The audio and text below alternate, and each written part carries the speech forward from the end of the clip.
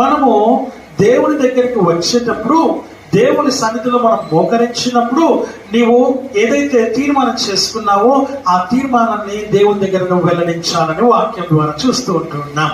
నా ప్రియమైనటువంటి వాళ్ళు, ఆమె మనసులో చాలా బాధ ఉంది, ఆమె హృదయంలో చాలా వేదన ఉంది.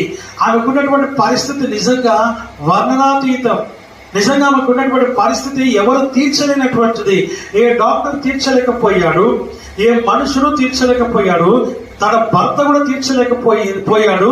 ప్రేమ దేవుని బిడ్డ, అనేక మంది మరి వైద్యుల దగ్గరికి వెళ్ళింది, కానీ ఎక్కడ కూడా ఆమెకి మార్గము ఎవరు కూడా చూపించలేదు. లేక ఆమె యొక్క కష్టాన్ని, శ్రమని ఎవరు తీర్చలేకపోయారు. అందుకు ఆమె ఒక తీర్మానం చేసుకుంది.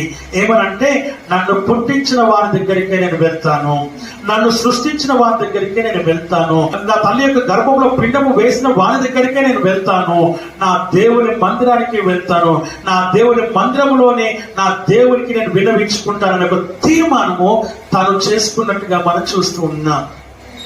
What ever the problem you have in your mind or in your life or in your family, వాక్యం చెప్తున్న మాట ఒకటే ఏంటంటే, నీవు నీ యొక్క కష్టమును బట్టి, నీ శ్రమను బట్టి నీవు ఒక తీర్మానం చేసుకో, నీవు ఒక ప్రమాణం చేసుకో.